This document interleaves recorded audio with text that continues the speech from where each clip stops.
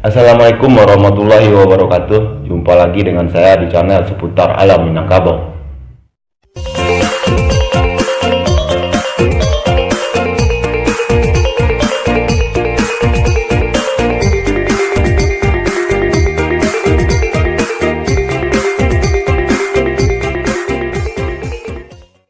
Pada konten kali ini kita akan membahas mengenai sejarah masuknya agama Islam di Minangkabau. Kalau kita berbicara mengenai sejarah di Minangkabau, akan terdiri dari beberapa versi. Hal ini karena sejarah tertulis di Minangkabau sangatlah minim. Bukan berarti tidak ada, tapi sangatlah sedikit bukti sejarah tertulis di Minangkabau. Berbeda dengan daerah lain, salah satu contoh di Aceh, yaitu mengenai sejarah kerajaan Samudra Pasai. Di kerajaan Samudra Pasai, bukti tertulisnya adalah ditemukannya batu nisan di muara Sungai Pasai. Di batu nisan ini tertuliskan tahun 1292 Masehi, dan hal inilah menjadi bukti sejarah tertulis untuk kerajaan Samudra Pasai. Dan hal ini berbeda dengan di Minangkabau, apalagi kita berbicara mengenai sejarah masuknya Islam di Minangkabau. Tahun berapakah Islam masuk ke Minangkabau? Yuk sama-sama kita saksikan video berikut ini. Sejarah masuknya agama Islam ke Minangkabau. Para ahli sejarah sampai saat ini belum mempunyai kesepakatan mengenai waktu yang tepat atau kepastian masuknya Islam ke Minangkabau. Hal ini terutama karena belum ditemukannya bukti-bukti sejarah tertulis di Minangkabau yang menerangkan hal ini.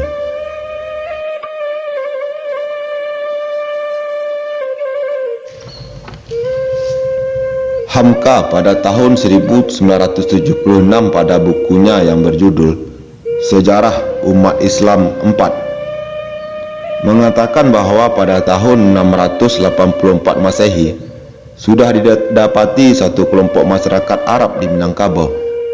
Hal ini berarti bahwa 42 tahun setelah Nabi Muhammad SAW wafat, orang Arab sudah mempunyai perkampungan di Minangkabau. Sehubungan dengan itu, Hamka memperkirakan bahwa kata Pariaman, yaitu nama kota yang berada di pesisir barat Minangkabau, berasal dari kata Bari Aman, yang berarti tanah daratan yang aman dan sentosa. Sejalan dengan itu, M.D. Mansur pada tahun 1970 dengan bukunya yang berjudul Sejarah Minangkabau juga menyimpulkan bahwa pada abad ke-7 agama Islam sudah dikenal di Minangkabau bagian timur. Mengingat pada masa itu telah ada hubungan dagang antara Cina di Asia Timur dan Arab di Asia Barat melalui Selat Malaka. Dan Burhanuddin Daya dengan bukunya yang berjudul Gerakan Pembaruan Pemikiran Islam khusus Sumatera Tawalib pada tahun 1995 tampaknya setuju dengan pendapat ini. Beliau menulis bahwa Selat Malaka sudah dilalui oleh pedagang-pedagang Muslim dalam pelayaran mereka ke Asia Tenggara dan Asia Timur pada abad ke-7 dan ke-8. Dan beliau menduga pada abad-abad tersebut sudah ada masyarakat Islam di Sumatera.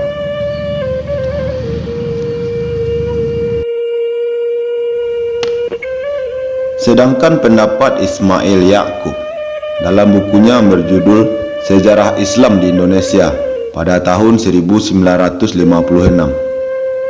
memperkirakan agama Islam masuk ke Minangkabau melalui dua jalan. Yang pertama dari Selat Malaka melalui Sungai Siak dan Kampar, lalu berlanjut ke pusat Minangkabau. Di zaman kebesaran Malaka sudah ada rajanya Islam di Kampar dan Indragiri. Dari sinilah masuknya agama Islam ke bagian timur Minangkabau dan seterusnya berkembang ke pedalaman Minangkabau. Jalur kedua adalah dari Aceh masuk ke pesisir barat Sumatera terus ke Ulakan Pariaman, yang pada waktu itu Minangkabau merupakan pelabuhan yang terpenting dimiliki oleh Aceh, terutama pada zaman Sultan Iskandar Muda pada tahun 1607 sampai dengan 1636 Masehi. Walaupun Aceh diduga memeluk agama Islam sejak dini, namun bukti sejarah tertulis pertama di Aceh adalah batu nisan yang ditemukan di samudra Sungai Pasir yang berangkakan tahun 1292 Masehi. Dan inilah diketahui ada kerajaan Samudra Pasai yang sejak zaman pemerintahan Al-Malikus Soleh telah memeluk agama Islam.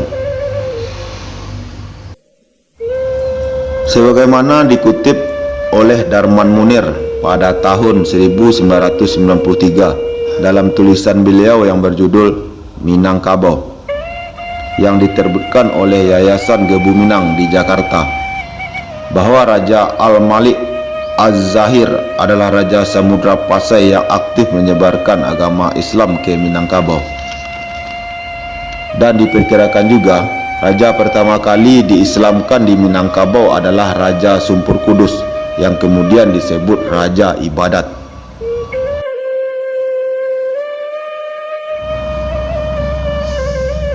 Sedangkan pendapat Haji Agus Salim pada tahun 1983 dalam buku beliau yang berjudul Sejarah Masuknya Islam di Indonesia, penerbit Tinta Mas Jakarta, mengenai teori Syekh Burhanuddin sebagai pembawa Islam ke Minangkabau juga masih dipertanyakan.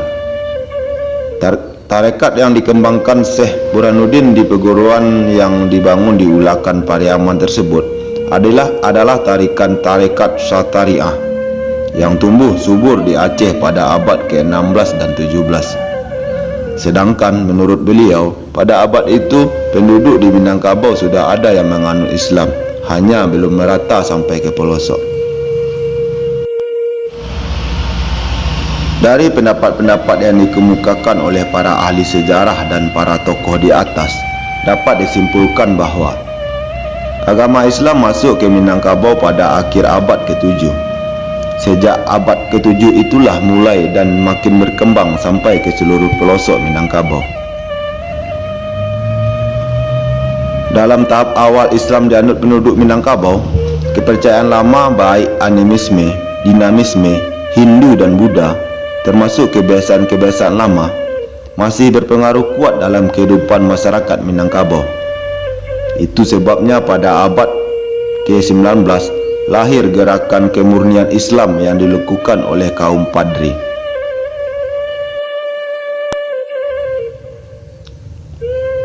Jadi, apakah pada abad ke-7 ataupun pada abad ke-16 Islam masuk ke Minangkabau tidaklah terlalu penting. Hal yang terpenting adalah sejauh mana kita mengamalkan ajaran agama Islam itu sendiri pada kehidupan kita sekarang ini.